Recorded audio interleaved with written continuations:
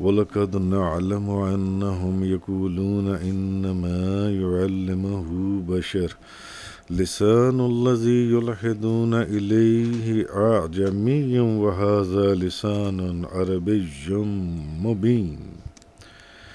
آج سورۃ النحل کی آیت نمبر 103 سے بیان ہے، اور ہم جانتے ہیں کہ وہ یہ کہتے ہیں کہ اس رسول کو ایک آدمی سکھا کر جاتا ہے۔ وہ جس کی طرف سکھانے کو منسوب کرتے ہیں اس کی زبان تو عجمی ہے، اور یہ قرآن تو بہت واضح عربی زبان ہے۔ تو اب کہا اصل میں یہ جا رہا ہے اس سورۃ النحل کے اندر کہ ہوا یہ کہ قرآن کریم کی جو نورانیت تھی اور قرآن کریم کا جو ایک اعجاز تھا اور قرآن کریم کی جو مٹھاس تھی، اس نے دلوں کو تسخیر کرنا شروع کیا۔ تو کافروں نے دیکھا کہ لوگ جوک در جوک اب قرآن کریم کی طرف مائل ہو رہے ہیں اور اسلام کے اندر داخل ہو رہے ہیں، اور ہماری کوئی تدبیر جو ان سی ہے، ہماری کوئی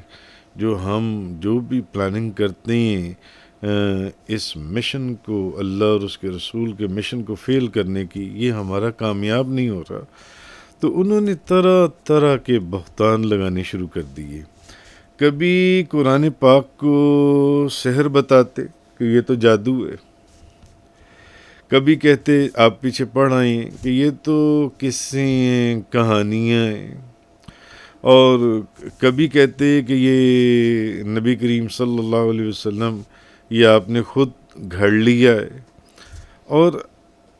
ہر طرح کی کوشش کہ کسی طرح لوگ قرآن کریم سے بدگمان ہو جائیں۔ اچھا، پھر اب ایک مکاری انہوں نے یہ بھی کی، اور یہ مکاری ان کی یہ تھی کہ انہوں نے ایک عجمی غلام کے بارے میں یہ کہا کہ وہ جو ایک عجمی شخص ہے نا، وہ آتا ہے اور وہ آ کر محمد صلی اللہ علیہ وسلم آپ کو سکھاتا ہے، اور وہ وہ جو پھر جو بتا کر جاتا ہے تو آپ فرماتے ہیں کہ یہ تو آیات نازل ہو رہی ہیں، یہ تو قرآن نازل ہو رہا ہے۔ تو اصل میں اب یہ جو انہوں نے ایک نئی چال چلی کہ فلاں ایک عربی ایک عجمی غلام ہے جو آتا ہے اور آ کر آپ کو یہ قرآن جو انسا یہ سکھاتا ہے یا بتاتا ہے، تو اس کے رد میں یہ جو آیت ہے یہ نازل ہوئی، سورۃ النحل کی آیت نمبر 103 جو انسی ہے اس کے رد میں۔ تو اب فرمایا گیا کہ یہ ایسی بے وقوفی کی باتیں ہیں کہ ان کو کون قبول کرے گا، کیونکہ جس غلام کی طرف یہ بے وقوف نسبت کر رہی ہیں کہ وہ آتا ہے اور آپ صلی اللہ علیہ وسلم کو سکھا کر جاتا ہے، ایسا کلام بنانا اس شخص کے بس کی بات نہیں ہے، کیونکہ عرب کے تو تمام فصحاء اور بلغاء جو ان سے ہیں، ان کی بھی وہ بھی قرآن جب نازل ہو رہا تھا تو اس کے سامنے ان کی ہمتیں جواب دے گئی تھیں، اور وہ حیران تھے، اور وہ اس قرآن کی مثل ایک آیت ایک لفظ بنانے کے اوپر بھی بنانے پر بھی ان کے وجود میں طاقت نہیں تھی جو ان کی قدرت سے باہر تھا۔ تو کتنی بے وقوفی کی بات ہے کہ ایک عجمی غلام کی طرف نسبت کر رہے ہیں کہ یہ وہ آتا ہے اور وہ محمد صلی اللہ علیہ وسلم آپ کو سکھا کر چلا جاتا ہے۔ ہاں، یہ اس آیت میں اصل میں اس چیز کے متعلق فرمایا گیا، اور یہ ایک علیحدہ بات ہے کہ ان کے اوپر ان کفار کے اوپر ان کے جھوٹ کے اوپر جو وہ جھوٹ مانتے تھے اللہ اور اس کے رسول کے اوپر، اور ان کی بارگاہ میں گستاخی کرتے تھے، یہ اللہ کی طرف سے ایک گرفت یا لعنت تھی ان کے اوپر، اور یہ خدا کی شان تھی کہ جس شخص کے متعلق وہ کہتے تھے کہ یہ شخص جو ان سے ہے نبی پاک صلی اللہ علیہ وسلم کو آ کر سکھا کر جاتا ہے، وہ وہی شخص بعد میں کلمہ پڑھ کر نبی کریم صلی اللہ علیہ وسلم کی غلامی اور صحابہ کرام کے اندر شامل ہو گیا. تو یہ اس سلسلے میں یہ جو آیہ کریمہ ہے یہ نازل ہوئی. آگے فرمایا ان الذین لا یؤمنون بآیات اللہ لا یہدیہم اللہ ولہم عذاب علیم. بے شک جو لوگ اللہ کی آیتوں پر ایمان نہیں لاتے اللہ ان کو ہدایت نہیں فرماتا اور ان کے لیے دردناک عذاب ہے، دردناک عذاب ان کے لیے. آگے یہ فرمایا گیا جو اللہ کی آیات کے اوپر ایمان نہیں لاتے ان کو اللہ ہدایت نہیں فرماتا اور ان کے لیے دردناک عذاب ہے. یعنی یہ مشرکین جو قرآن مجید پر ایمان نہیں لاتے ان کے لیے بہت ہی خوفناک دردناک عذاب ہے، کیونکہ یہ مشرکین وہ ہیں جو کبھی تو قرآن مجید کے متعلق فرماتے ہیں کہ یہ جادو ہے، کبھی کہتے ہیں کہ یہ اگلوں کی کہانیاں ہیں، کبھی کہتی ہیں کہ یہ قصے ہیں، کبھی کہتی ہیں یہ ایک شاعر کا قول ہے، کبھی کہتی ہیں کہ یہ آپ سرکار نے خود سے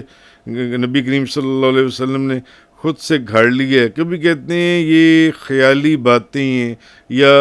افسانوی باتیں ہیں، تو کبھی کہتے ہیں کہ یہ جادو ہے، اور کبھی کہتے ہیں کہ یہ آپ صلی اللہ علیہ وسلم کو کسی بشر نے آ کر سکھایا. جیسے کہ یہاں اب ایک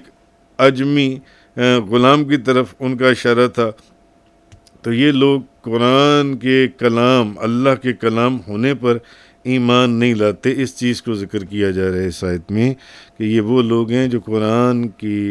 قرآن اللہ کا کلام ہے یہ اس بات کے اوپر ایمان نہیں لاتے، بس اعتراضات ہی کرتے ہیں. کہیں جادو ہے، کہیں قصے ہیں، کہیں کہانیاں ہیں، کہیں خود سے گھڑ لیا ہے، کہیں کوئی بندہ آ کر سکھا کر چلا گیا ہے، کہیں یہ افسانہ نگاری ہے جو ان سی ہے. تو مطلب یہ ہے کہ اللہ تعالیٰ کی ہدایت کو قبول نہیں کرتے، یعنی اللہ تعالیٰ ان کو ہدایت نہیں دیتا. یعنی اس کا مطلب یہ نہیں ہے کہ اللہ ہدایت نہیں دیتا، اس کا مطلب یہ ہے کہ وہ اللہ کی ہدایت کو قبول ہی نہیں کرتے وہ لوگ جو سے، کیونکہ اللہ نے تو نبی کریم صلی اللہ علیہ وسلم کے ذریعے ان لوگوں کو بار بار ہدایت دی.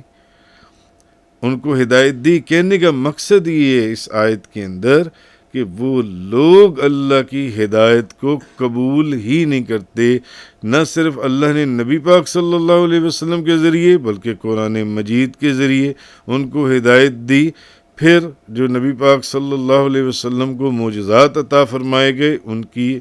اس وجہ سے ان کو ایک ہدایت کا راستہ دکھایا گیا کہ اگر ویسے نہیں تو ایسے ہی چلو معجزات دے کر آ جاؤ جن سے. لیکن انہوں نے ان تمام جس قسم کی بھی ان کو ہدایت دی گئی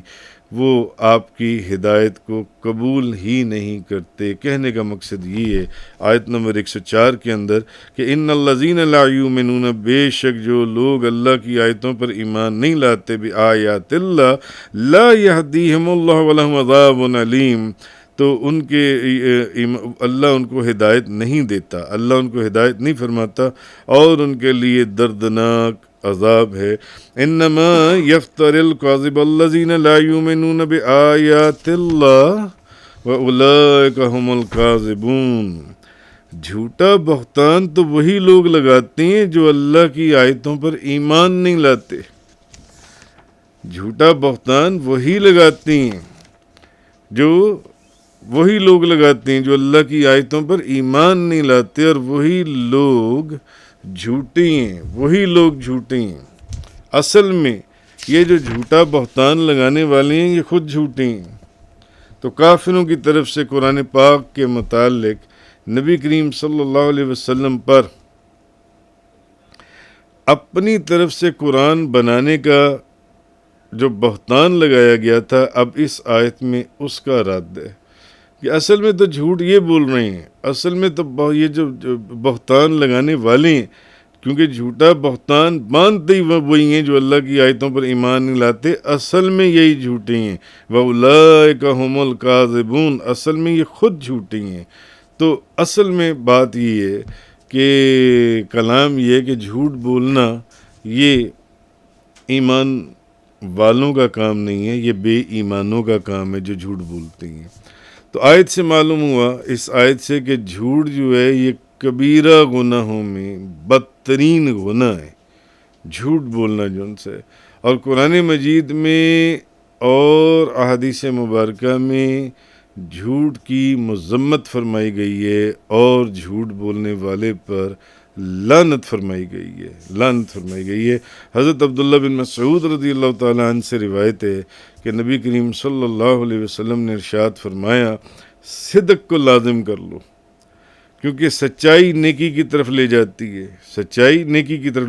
ہے. اور یہی حدیث حضور غوث اعظم شیخ عبد القادر جیلانی نے غنیت الطالبین کے آخری چیپٹر کے اندر بھی یہ حدیث شروع میں انہوں نے بیان کی ہے کہ حضرت عبداللہ بن مسعود رضی اللہ تعالیٰ عنہ سے روایت ہے کہ رسول اللہ صلی اللہ علیہ وسلم نے فرمایا، صدق کو لازم کر لو، سچ، کیونکہ سچائی نیکی کی طرف لے کے جاتی ہے اور نیکی جنت کا راستہ دکھاتی ہے. آدمی برابر سچ بولتا رہتا ہے اور سچ بولنے کی کوشش کرتا رہتا ہے یہاں تک کہ اللہ کے نزدیک صدیق لکھ دیا جاتا ہے. اور جھوٹ سے بچو کیونکہ جھوٹ فجور کی طرف لے جاتا ہے اور فجور جہنم کا راستہ دکھاتا ہے اور آدمی یعنی گناہ کا راستہ دکھاتا ہے. اور